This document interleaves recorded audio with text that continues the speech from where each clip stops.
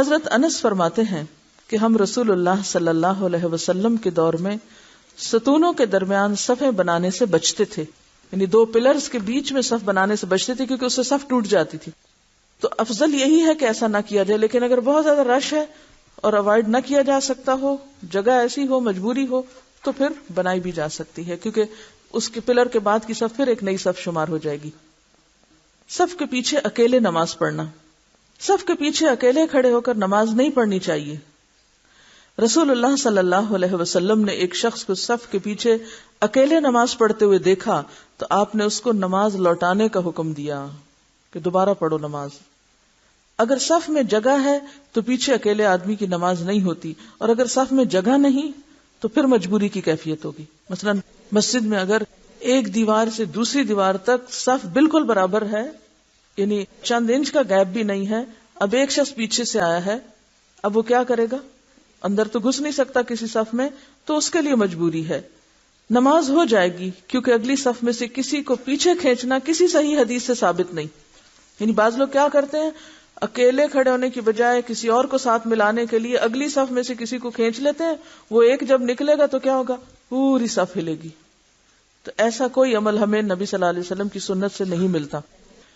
امام مالک، احمد، اوزاعی، اسحاق اور ابو داؤد کا یہی مذہب ہے کہ صف سے آدمی نہ کھینچا جائے. البتہ ایک امام اور ایک مقتدی والے مسئلے پر قیاس کر کے اس کا جواز ملتا ہے کہ اگر صرف دو ہی لوگ ہیں، ایک امام اور ایک مقتدی، تو اس صورت میں ظاہر ہے کہ ایک ہی بندہ اکیلے نماز پڑھ رہا ہے امام کے پیچھے، تو بعض لوگوں نے اس پہ قیاس کیا ہے.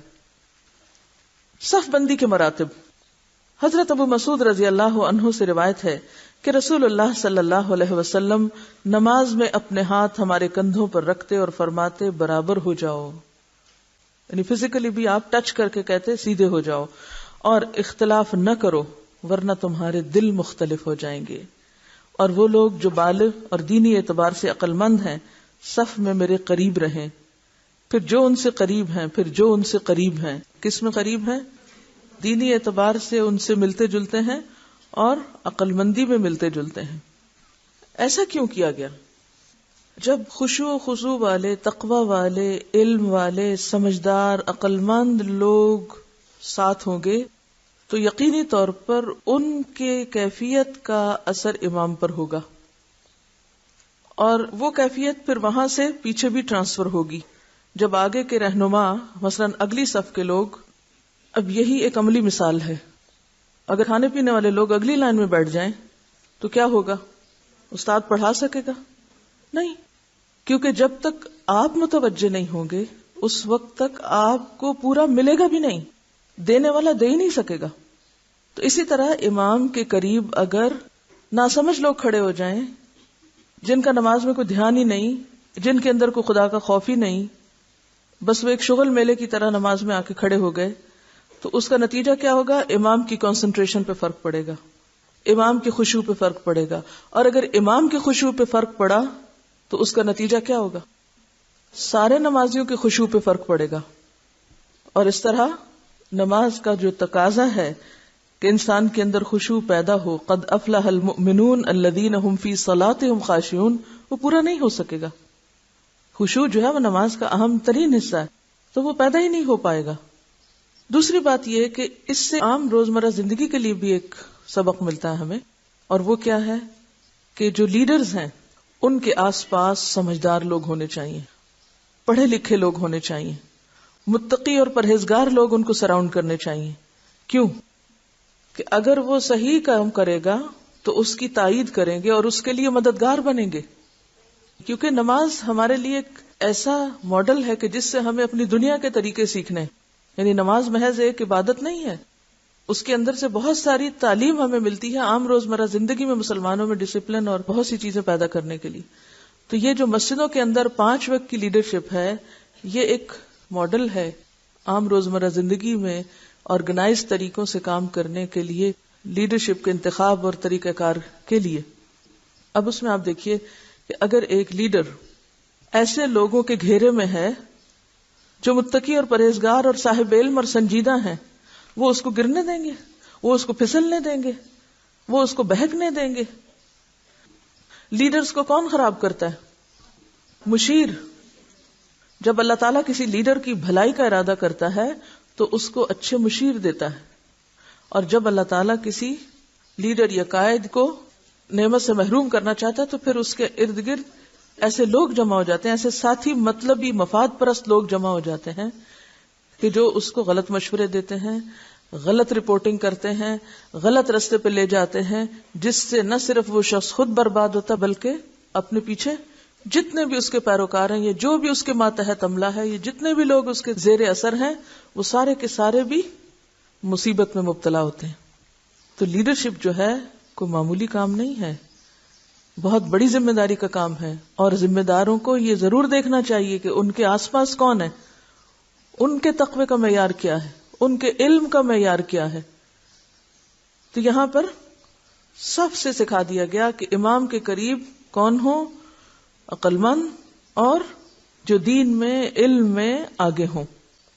حضرت ابو مالک اشعری کہتے ہیں کہ رسول اللہ صلی اللہ علیہ وسلم نماز کے لیے کھڑے ہوئے، پہلے مردوں نے صفیں باندھی، پھر لڑکوں نے، اس کے بعد آپ نے نماز پڑھائی۔ فرمایا میری امت کی نماز اسی طرح ہے۔ اس سے کیا پتہ چلتا ہے کہ جس طرح میں نے صفیں بنانے کا طریقہ تم کو بتایا ہے، آئندہ بھی تمہیں صفیں اسی طرح بنانی ہوگی، صف بندی میں بھی سنت کو فالو کرنا ہوگا۔ حضرت انس رضی اللہ عنہ کی طویل حدیث میں ہے کہ میں نے اور ایک بچے نے اکٹھے رسول اللہ صلی اللہ علیہ وسلم کے پیچھے صف بنائی، اور ایک بڑھیا ہمارے پیچھے اکیلی ہی صف میں کھڑی ہو گئی۔ اب آپ دیکھیے کہ بظاہر یہ دو حدیثیں کنٹراڈکٹ کرتی نظر آ رہی ہیں ظاہری طور پر، کہ بچے پچھلی صف میں ہوں، اب وہ بچہ عین آپ کے پیچھے ہے۔ ایسا کب ہے؟ ایکسپشنل صورت میں، کہ جب نماز میں چار ہی لوگ ہیں اور چاروں کا سٹیٹس فرق ہے، ایک تو امام ہے، ایک بالغ نوجوان ہے، ایک بچہ ہے اور ایک عورت ہے۔ اب کیا یہ الگ الگ نماز پڑھ لیں؟ نہیں، الگ نہیں نماز پڑھیں، یہ جماعت سے نماز پڑھیں۔ اور جماعت میں پھر صف بندی کیسے ہوگی؟ امام آگے، مقتدی میں بچہ اور مرد پیچھے اور عورت اکیلی اس کے پیچھے۔ علامہ سبکی فرماتے ہیں اس حدیث سے معلوم ہوا کہ جب بچہ اکیلا ہو تو مردوں کے ساتھ کھڑا ہو جائے، نہیں اس صورت میں اس کو اکیلا نہیں پیچھے کھڑا کریں گے، یعنی لائن کیو کی طرح نہیں بنوائی گئی کہ آگے امام، پیچھے مرد، پھر پیچھے بچہ اور پھر پیچھے عورت۔ اس طرح کی صف کیسے بن جاتی؟ جیسے کوئی لائن قطار بنی ہوئی ہے۔ تو نماز کی صف قطار نہیں ہوتی بلکہ صف ہوتی ہے، اور اس میں اگر مرد دو نہ ہو، تین نہ ہو، ایک ہی مرد اور ایک بچہ ہو تو پھر وہ برابر ہی کھڑے ہوں گے، اس صورت میں پیچھے نہیں۔ اس سے کیا بات پتہ چلتی؟ اس سے کیا سیکھا آپ نے؟ ایک دفعہ کہا جا رہا ہے بچہ پیچھے کھڑا کرو، ایک دفعہ کہا جا رہا ہے کہ بچہ ساتھ کھڑا کرو۔ حالات کے مطابق تبدیلی کی جائے گی، اور وہ تبدیلی بھی عین دین ہوگی اور دین کے اندر ہوگی۔ ہم لوگ پھر ریجڈ ہو جاتے ہیں، ایک بات کو لے لیتے ہیں اور دوسرے چیز کو نہیں سمجھتے۔ حالات کی تبدیلی سے احکام بھی بدل جائیں گے۔ علامہ سبکی فرماتے اس حدیث سے معلوم ہوا کہ جب بچہ اکیلا ہو تو مردوں کے ساتھ کھڑا ہو جائے، اگر بچے دو یا دو سے زیادہ ہوں، دو یا دو سے زیادہ ہوں تو اپنی الگ صف بنا لیں۔ اسی طرح اگر مرد اکیلا ہو اور بچے ایک یا ایک سے زائد ہوں تو اس صورت میں بھی ان کو مرد کے ساتھ صف بنانی ہوگی، ٹھیک ہے؟ اور عورت ایک ہو یا دو ہو، بہرحال وہ لڑکوں یا مردوں کی صف میں نہیں کھڑی ہوں گی بلکہ ان کے پیچھے کی صف میں کھڑی ہوں گی۔ وہ کیوں؟ عورتیں ساتھ کیوں نہیں کھڑی ہو سکتی؟ قدرتی طور پر مرد اور عورت اگر ایک جگہ پر اکٹھے ہیں تو شیطان فوراً وہاں پہنچ جاتا ہے، لیکن اگر اس کا شوہر ہے تو سوچ کے آئیے، صحیح جواب دیجئے، جلدی فیصلہ نہیں کیجئے، غور کیجئے اس مسئلے پر اور دماغ لڑائیے۔ یہ جو عورتوں کی صف میں پیچھے کھڑے ہونے کی بات تھی، تو اس میں بعض اوقات لوگ آبجیکشن کرتے ہیں کہ اسلام نے ایسا کیوں کیا ہے، عورت کو پیچھے کھڑا کیا اور مرد کو آگے کھڑا کیا ہے، اور اگر مرد اور عورت دو ہیں تو جس شوہر اور بیوی ہیں تو برابر کھڑے ہو کے کیوں نہیں نماز پڑھ سکتے، شاید اس سے عورت کا درجہ کم کیا گیا ہے۔ تو ایسی بات نہیں ہے، اس کا ریفرنس تو نہیں، لیکن بہرحال انہوں نے لکھا کہ سائنٹیفکلی بھی یہ بات پروو ہو چکی ہے کہ عورت کے جسم سے ایک کائنڈ آف ریز نکلتی ہیں جو مرد کو اٹریکٹ کرتی ہیں، اور اگر وہ قریب جگہ پر بیٹھی ہو تو ان سے مرد متاثر ہوتا ہے، تو ایسی صورت میں اس کے خشوع پہ فرق پڑتا ہے. تو بہتر یہی ہے کہ وہ پیچھے ہو تاکہ اس کی نماز محفوظ ہو، یعنی اللہ کی عبادت یکسوئی سے کر سکے.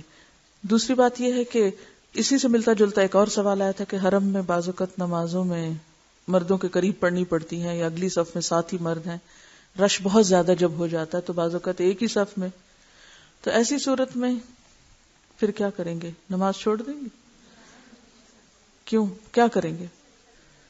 آپ بھیڑ میں اس طرح دب گئے ہیں، آپ کے نکلتے نکلتے بھی 2 گھنٹے چاہیے. لٹرلی بعض اوقات آپ اگر وہاں سے اپنے ہوٹل تک دوبارہ پہنچے تو آپ کی نماز جاتی ہے، مثلا مغرب کی نماز ہے، کوئی اور نماز ہے، کیونکہ جب طواف ہوتا ہے، حج کا طواف افاضہ ہوتا ہے، اس میں تو حالت دیکھنے والی ہوتی ہے. یعنی میں نے ہر نماز میں الحمدللہ بچاؤ کر لیا، لیکن طواف افاضہ میں یہی حال ہوا کہ کوئی مردوں عورتوں کی صفیں الگ الگ نہیں تھی، جہاں جس کو موقع ملا وہ وہیں کھڑا ہو گیا. تو ایسی صورت میں ظاہر ہے آپ کے ساتھ محرم ہوتا ہے، اور اسی لیے محرم کی ضرورت ہوتی ہے کہ اس طرف ایک عورت ہو، اس طرف آپ کا اگر محرم ہو تو پھر آپ کھڑے ہو کے پڑھ لیں. یہ صورت کون سی صورت ہے؟ آئیڈیل ایکسیپشنل صورت ہے. ٹھیک ہے، تو ایک ہے احسن طریقے سے، ایک موزوں اور مناسب طریقے سے ایک نماز پڑھنا محسن کے درجے پر سارے طریقوں کو سامنے رکھتے، اور ایک کیا ہے کہ انسان فرض ادا کرے کہ اگر وہ میدان جنگ میں یا کسی مجبوری کی حالت میں، یا بچہ چھوٹا اور وہ رو رہا ہے یا اور ایسی مشکل ہے، تو فرض نہیں چھوڑا جا سکتا، نماز نہیں چھوڑی جا سکتی. ہاں یہ ہے کہ آپ کا وہ درجہ نہیں ہوگا، لیکن اس کا مطلب نہیں اگر ایک نماز اس درجے میں نہیں پڑھی جا سکتی تو اگلی بھی آپ نہیں پڑھے. جو ہی حالات درست ہوں فوراً آپ پلٹ آئیں. صف بندی پر کسی نے ایک ایکسپیرینس لکھا ہے. کاکول ملٹری اکیڈمی میں کیڈٹس کی تربیت دیکھنے کا اتفاق ہوا. صف بندی کی تربیت ان کی اہم ترین تربیت ہے، یعنی سب سے زیادہ وہ جس چیز میں ٹریننگ دیتے ہیں وہ صف بنانے میں. اور کیڈٹس اس قدر عادی ہو جاتے ہیں کہ کمانڈر کی ایک آواز پر وہ فوراً صف بنا لیتے ہیں، فوراً آرگنائز ہو جاتے ہیں. یوں وہ ہمیشہ چوکس رہتے ہیں، اپنے کمانڈر کی آواز پر اکٹھے رد عمل کا اظہار کرتے ہیں، یعنی ایک ہی طرح کا ریاکشن ہوتا ہے سب کا. عام اوقات میں بھی چلنے کا انداز بے حد باوقار ہوتا ہے قطاروں کی شکل میں.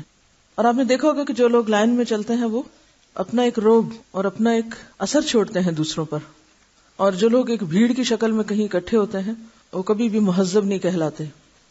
ان کے ذہن عادی ہو جاتے ہیں اپنے امیر کی اطاعت پر، اور اسی لیے وہ اپنے ساتھیوں کے ساتھ بھی ہر وقت تعاون کرنے پر آمادہ ہوتے ہیں، کیونکہ ڈسپلن میں آپ صرف اسی وقت آ سکتے ہیں جب آپ ایک دوسرے کے ساتھ تعاون کرنے والے ہوں.